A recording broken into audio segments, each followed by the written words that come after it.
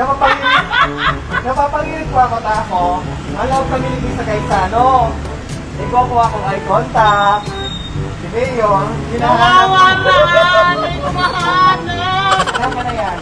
Kung ngunit na aldaw, mahanap kami ng mga papremyo na malisita kami sa Ilian Drive.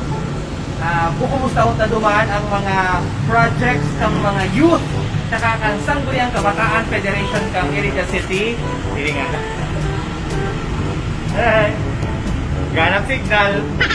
Hinahanap ang eye contact. Grabe yung problema kang Mayor kang Iriga. Ayan abangan po ninto. Kukumusta unta ang Sangguniang Kabataan Federation kang Iriga as in ang Youth Development Office kung ano na ang latest na mga programa ninda para sa mga homeless kong Irigenyo. Pero, alam mo na kita naman, mahanap kita pang premyo para sa mga games na ikaw na. Ano kaya makasipot ko? Paano kung ay gold ko malaw? A few moments later. I want this, Mom!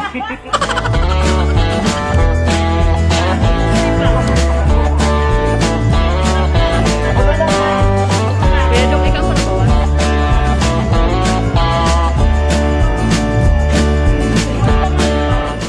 Sinata pala, dapat kasama natin si Ma'am Madel dito. Uy, dapat si Mama Del, yaon digdi, yaon ng nudol.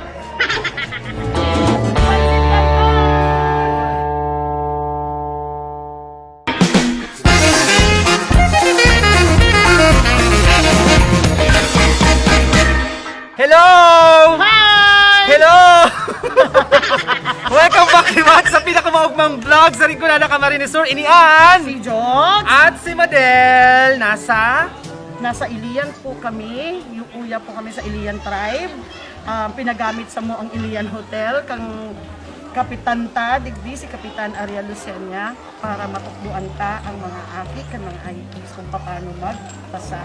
ining nasa taas ini sa hotel. Ini sa hotel niya. Since na day siya nagagamit pa. Yung, kasi pandemic nga, so ginagamit muna niya para sa mga kaakihan. So community learning hub ito. Opo. This is a program of the Office of the Vice President. So, iyan ang tinabang man niya sa mga kabataan.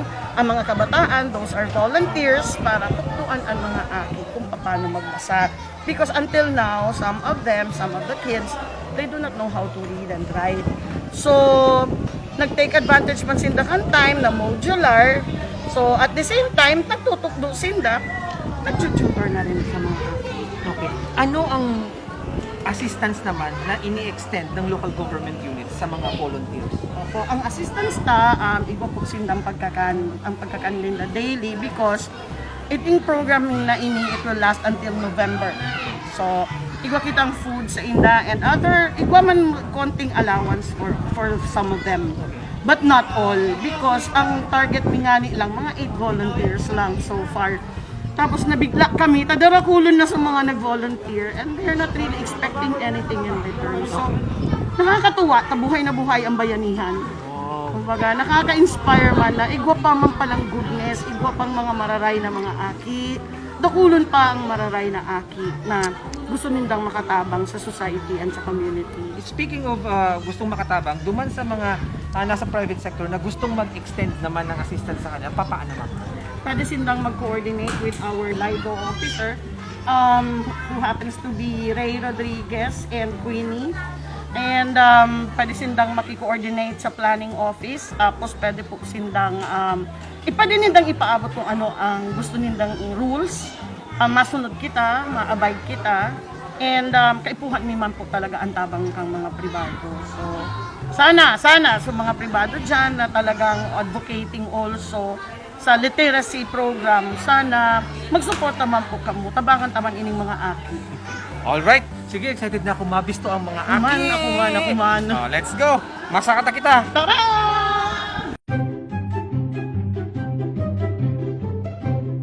Nasa loob na po kami kan Community Learning Hub dito sa Ciudad ng Iriga, Mamadel.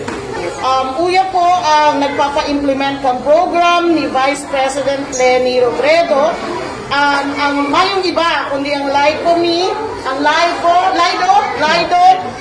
Ray Rodriguez, and of course, the SK President, Michael Samarita, and the SK Chairman! Saka, igwa pa kita mga mag dancers. Sa totoo lang, mga volunteers sila. Tapos nakakabilib sila. Nagsasakripisyo sila. Sa diring pamasahe ha. Nagpapamasahe sila. Sabi nga ni Kasubago, naglalakad na lang sila. Tumayo man tricycle pa hindi. Pero sabi mo nga ni Kasubago, ano, is that another additional merit? Parang kaya. Sabi ko, Mayo, they are not expecting anything in return, but they just want to volunteer and teach these kids how to read. Because these kids do not know how to read. Sabi ko, nabigla ako, tataon na sindang mag-spelling. 1, 2, 3, 4. Tataon na sindang mag-subtract, mag-multiply, and I'm thinking na sabi ko, ano kaya matukluan sa common? At least once a week, di ba? Para sa math. Literacy program. Another literacy program. But however, gusto tanga po itong jokes. Si Ray, kung paano nagpuon, at syempre si SK Michael. Tapos, gusto naman na po itong at sinda kung anong experiences nila. Ray, kira ang mga estudyante mo niyan hindi? Sa ano niyan, ang kinikater ta actually at 120. Pero nadagdagan to dahil the other day, igwa kitang na-cater na bagong apat na kinder. Originally po, ang target pa lang is mga estudyante na naka-enroll sa Don Lazaro Madara Memorial School, grades 1 to 6. Pero daytay nung una na may malawag sa tuya, may ma-enroll na grade 7, grade 8, and grade 11, and even kinder. Sabi ko nga, ang alam ko ang kinder, dahil man nun yan pintatakwan, dahil naka-open ang classes. Pero, yun, nabulaga kami. And of course, sisay mo kami para mag-close ng pinto. So, welcome. Kami, hindi dahil lamang sa mga taga Don Lazaro ang gusto mong i-cater, kundi sa mga willing. Saka yaon talaga sa pusok nila na makanood. And kami man, bilang mga volunteers, sa manlain-lain na organisasyon, individual, in fact, iwa kitang taga Nabwa, na Purisima, taga Nabarira, Baaw. So, talagang Na nagpo-volunteer. Talagang salamat po ito mayor na sinagot po ninyo na they are not expecting anything kasi from the very start, in-orient me, even sa food. Tapos original ko baga mayor na It's budget only na sa 8. 8. Pero ang pinaka-minimum talaga abot sa 15 per day. So, nag-carry na lang po, na ano na lang po. Pagkakasya no. Kasi ini mga estudyante na ini, naka-enroll man gira ini sa sa formal school, no? So, paano daw nagkaka-conflict? So, modules. Sa bagay po, Sir Jokes, dahil man po makakonflikta, ini mga modules na tutok ta sa inda, hali mismo sa skulahan. Tapos kita invest na tutok doon ganitong magurang ta. Ang expected ta kaya ini nga ni mga magurang dahil nakapagtapos sa pagklase. What more pa na matutok doon ni maayos ang mga aki. And we want to level up man ang education nila, ang level of learnings, bako lang sa pagbilang, sa pagsurat, sa pag-spelling, kundi pati na rin sa So, pakikipag-communicate. tinutok doon talaga ng Dusindang masimbagan sa mga modules nila. Ikasubmit sa One-on-one po. Tutorial. Pag madami po yan, So it's not in conflict with the modules. Okay. Sa kung ano man darsin ng module, darsin ng module, yung man lang ipamitutok. Ginagawa lang ko namin ang strategy na medyo maging lively din. May mga interventions na lang. Okay, read this one. The book is the book is Tsaka may mga kaibanan po kita na mastered sa subject, like sa math, may mga specialization. Kaya kahit kung paano, naging advantage ko yun. O si Say, specialized sa English. Meron? sa alos gabo sa English. Sa English. O, sa math. Sa math siya. Dito pa si Kaya nag-enroll sa'yo. Michael, how did you come up with a program like this? Ayan. So, actually po, Mayor, nakapag-come up po kami sa ganitong program kasi po ito po yung programa ng Office of the Vice President. In which is nakita po namin na ang ganda nito kung may implement po sa city. So kaya pinush po talaga namin mga volunteers. Actually 15 po baga kami. Nag-undergo din po kami ng schooling para matutunan namin yung mga approaches or yung strategy or technique kung paano po namin Nag-workshop i-share pa sila. Opo, At dun may sa mga immersion. Yeah, meron po kami. Meron po kaming mga sinasagutan din na parang mga questionnaires and mga modules din po kami. Original pong tutor may 15, kami 15. Ngunyan, nasa 56. 58 na po, 58 years. So may level yun, ikot yun. Sindaman pong nagkakaw ng schedule, sa availability nila. Kami are mag scholars, the others are not dancers. Oh, may single for Yes, grants. meron. Tapos po, Iba po, walang organization, nagpunta lang dito. gusto lang may DepEd teachers Buhay na din. buhay ang galanginan niya. At napaka-active ng youth. Ng Pag-usapan natin yung facility nyo. Paano na buo ito? Well, actually, ako talaga, nakukulitan natin ka ng isip. Kasi ito Alam mo kasi sa'yo nagkuha ka mga namin. message ko, Mayor, kay po naman Ako nag-usap. pa ang nagkuha ka. Very thankful po kami kay Mayor talaga kasi supportive. And, siyempre, gusto man magpasalamat kay Kap ay sa pagpagamit po kanyang facility even in the entire Philippines. Iriga Learning Hub is one of the best hub. Wow! Proud po ka na sabihin. Very, very proud. po ako Kasi sabihin. member din po kami sa ibang GC. Nakikita namin yung mga sinesend po nila. At nakaka-overwhelm na kahit po sa mga estudyante, mas nakikita namin na mas madaming na nagiging party. Kasi nandyan kayo! And see you pa rin ang the best. Itong mga nakikita kong computer sets, kanino galing to? Solicit man kang Office of the Vice President. So, ang ining 10 units na desktop, halik po ini sa Rotary Club of Makati. So, very thankful po kami sa Rotary Club of Makati. And ini pong printer na ining brother, halik po kay Sir Harvey Kim. So, kaya natin! Then, pati po alas majority na gamit po. Tapos si LGU po, big part ng contribution sa sponsorship, sa mga gamit, mga Sa additional. pag-transport. Lalo na sa foods. Malaking tulong po yung para sa galing sa Saka mga other materials. Ikaw naman, Trini, ano experience mo dito? So far po, since I am a working youth na din po, from Monday to Friday, I report to work, and then Saturday, Sunday, I pwede naman sa school. Pero since marami pa po yung vacant time, and kaya ko din sa time management, nakapag-volunteer pa din ako dito. Kasi she's working. And Single for Christ. Single. SFC. And not available. Already Amen. Kasama po kami dun sa nag-present ng tulong-tulong sa OBP. Way back 2017 po, together with Kuya Rick and Sir Ellie. This is, we got one of the top 10 sa pag-defend. And then isa din po yung partner ng program. This is to enhance learning environment for low performers. And we are proud to present to you na sa top 10. 4 years in the making. Almost 4 years in the making. So, very thankful po kami sa OBP na nagkatotoo po yung ating dinidream na learning hub.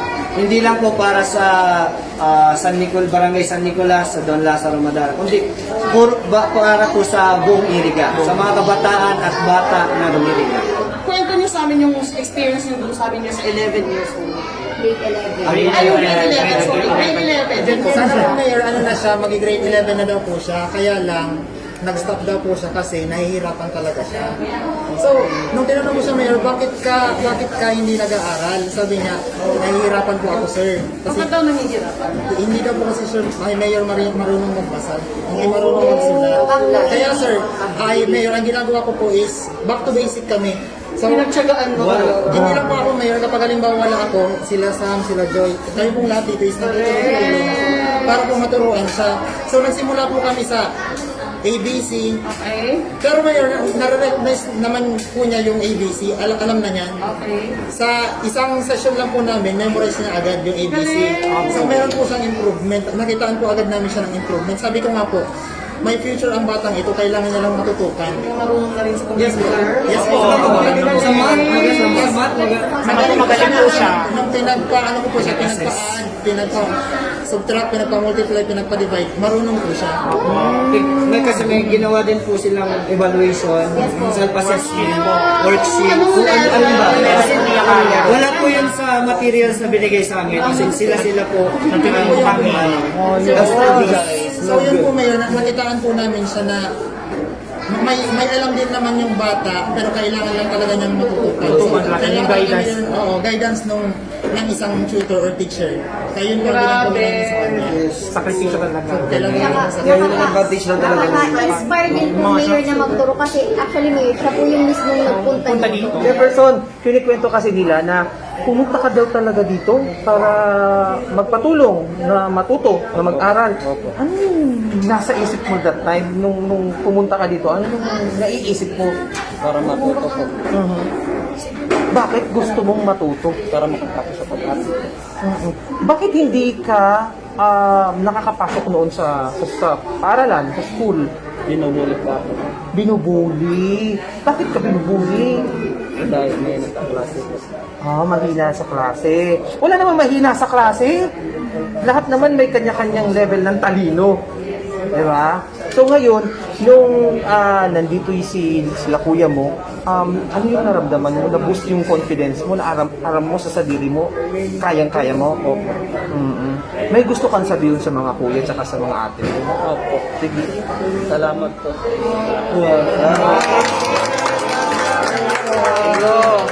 Ako, May gift tayo mamaya. oo. Ay, big man ako. Marunong ka, Manis.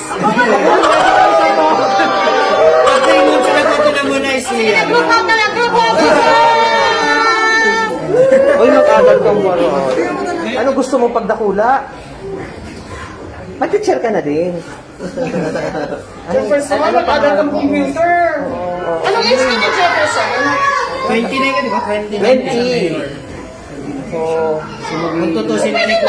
Kung tutusin po nga, nikuha na yung mayor. Late na. Pwede siya mag-aals. Pwede siya mag-aals. pwede na siyang mag-ALS. Pag nag-aals. Oo, pwede na siyang mag-ALS, ma'am. Oo, pwede na siya mag-ALS. Sige, tuktuan niyo muna. Oo, Mas para ma-ALS na mag-ALS. siya. Pag nag-ALS, ibig sabihin nun, papasahan mo yung elementary, yung high school. Doon na siya mag-college. Oo. Pag napasaran mo itong pagtutok doon sa ALS, pwede ka nang senior high or college. Sana Jefferson, no, mahingin mo ang sincerity ng mga kuya at mga ate mo na magtutok sa'yo. And for sure, dyan sa luwas, kadakulon pang mga araw mo na dahil pa nagkukusog buot na magpasiling bibis. I-invite mo sila, i-encourage mo sila na magbibit ang ani. Diba? Kamu ang mga masunod ng mga irigenyo. Oh. Go, Jefferson! Sunod ready ka na ang Kapitan Dibdib. Oo! Diba? Iyan naman nagtutokdo. Dahil mo sila, you're not getting any younger. Ano na ang mamimibay ka yan? Sabi anong age mo na? 23. Oh, Chef Boy, anong age mo na? 21 po. Madel, ilang age mo na? Jokes. Nakaputan ko si Fred. Actually kaya kaipuhan mag-spread kami. Kumbaga, i-replicate ini sa ibang barangay. Okay. So, aaputan ko si Fred kasi siya ang nakasunod na barangay. Kasi SK chairman siya sa Francia. Eh, siya ang nakasunod sa linya na i-replicate ini klaseng program. So, pwede i-share mo anong experience mo, anong nakifeel mo, anong balak mo. Sino ba naman ang hindi o aayaw na magkaroon ka ng learning hub? Since our institution is adopting new ways, especially in these trying times, di ba? Kasi nasa pandemya po tayo, lalo-lalo sa barangay namin, nakikita ko yung mga bata na nag-struggle, lalo ng mga magulang na hindi naman talaga nakapagtapos. This is the first or the pioneer learning hub sa Iriga City. Kaya sabi ko niya, siguro isa-second na lang natin yung sa'yo kasi since personal ka naman ng nag-email sa Office of the Vice President, kaya gusto din natin talaga matugunan yung kailangan ng barangay. So, and I'm very thankful sa ating Vice Presidente talaga at sa very supportive mayor ng Iriga, si Madel Mo. na talagang gusto nilang i-address yung accessible education na nasa kada barangay. Kasi alam naman natin na napakahirap po talaga ng buhay ngayon. Kasi na-experience ko naman po bilang akong volunteer dito, tama po kayo, we're not expecting any return. Talagang we are just dedicated and committed to our service as a young leaders of our nation. Siguro magme-mayor to. Kabahan ka na! Kabahan ka na! Ay, ako pa yan eh. Buhay na ako. Ikaw nagsabi niya. Pero, ang ako nare-realize ko lang na bakit kayo nandito na mga jóvenes? Because nahihiling din do. Dahil sa pagbukat ng bangko ni Mayor Madel, di ba, ang gandang halimbawa kasi. So, na-inspire kayo. So, nakakatuwa na dumadami yung mga Irigeño, yung mga kabataan na nakikita yung goodness, yung eagerness, yung leadership ni Mayor Madel para sa mga jóvenes. So, para sa saludo ako, kinikwento ko kay Mayor Madel sa Karamoan, doon sa isang island na gusto ko sanang puntahan niya, na pinupuntahan ni VP Lenny, yung Sitio Lipata, na nakilala yun because gumawa tayo ng story tungkol doon kay Sir Windel. Meron din tulad niyo. So, ibig sabihin, kung sino yung, ibig sabihin, pag maganda, magaling yung nagtitimon ng program, magaling din lahat yung taong susunod, di ba? Doon si Sir Windel, dito si Mayor Madel. Yeah! Hindi lang po talaga Iriga, kaya nga may mga volunteers tayo from neighboring towns. Talagang dahil alam nila na maganda po. Siguro kung mga kaedad ko to at wala pa akong dalawa. Kasama ka din? Piling ko kasama ako. Sige, tayo. Piling ko kasama ako. Yan, okay. Thank you very much, Renzo. Thank you. Pero dahil patapos, may inanda kaming sorpresa para sa mga aki.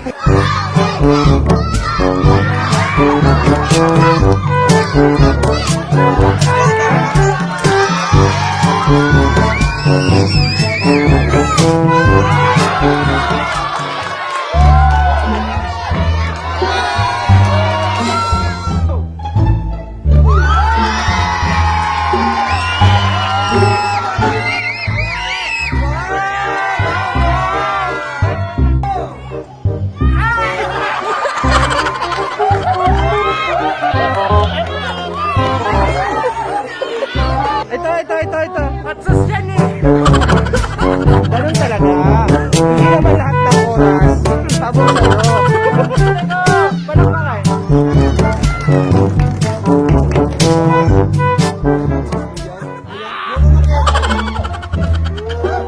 Walang bakay.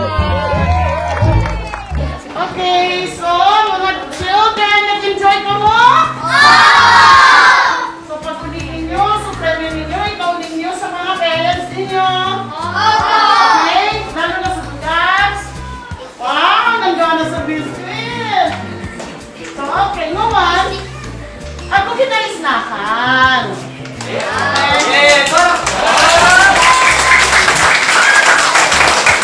So ngayon kita nag-isnak sa Jollibee.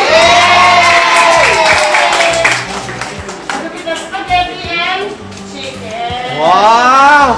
O mag-alcohol na.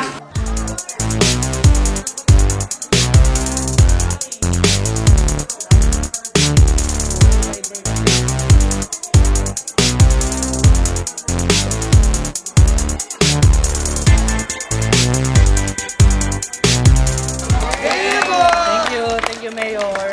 Thank you, Sir Joe. Pagala si Mayor. Ay, nag-enjoy ako. Nag-enjoy talaga ako. Nagtakunan sa nag-inom.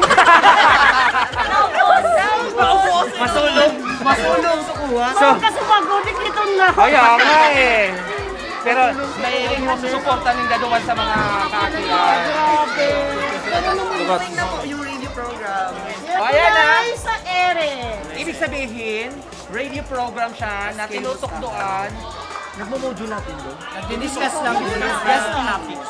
Abangan po rin doon ang iba pang mga adventure me ni Mayor Madel digdi sa pinakamaugmang vlog sa Rinconada, Camarines Sur. Ini ang Si Diyos at si Please subscribe YouTube channel.